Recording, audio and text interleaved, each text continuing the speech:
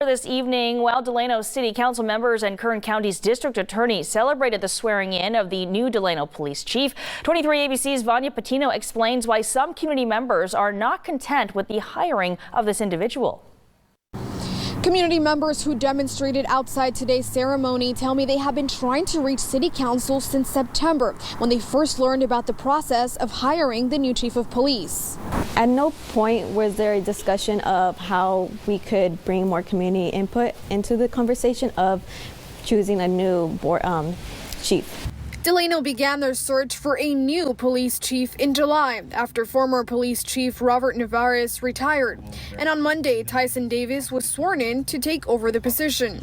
However, the Community Law Enforcement Liaison Board, which was created to increase community participation in the Delano Police Department and promote police community relations, says the board was not included in the decision and noted a lack of transparency.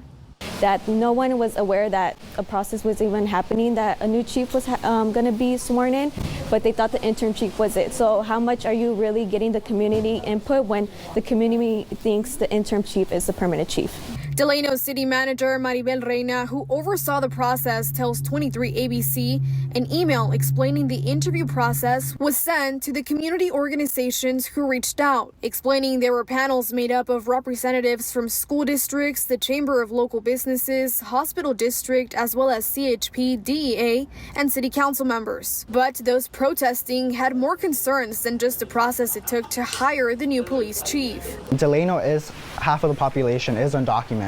So we want like a police chief that commits to not working with ICE and shows that they're here to really truly work with the community of Delano and to make them feel safe. Orellano adding Tyson Davis is also not a Delano native, which they believe is monumental in understanding the community. New Police Chief Tyson Davis argues he spent a year and a half working at the KCSO Delano substation, during where he created ties to the community.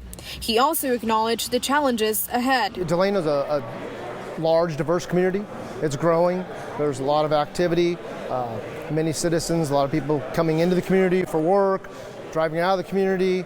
There's a lot of traffic issues. Like all other cities, we have our problems with crime and quality of life issues, and those are things that I'm looking to get involved with and address. And even though Chief Davis says he was not aware of the protests outside, he does support people's right to protest. People want to speak out and say things that are not favorable to me. That's their right. I will listen to what they have to say and evaluate what I'm doing, and I'm always going to use my moral compass to move forward. We did try to speak with the city manager, but she was not available for comment today.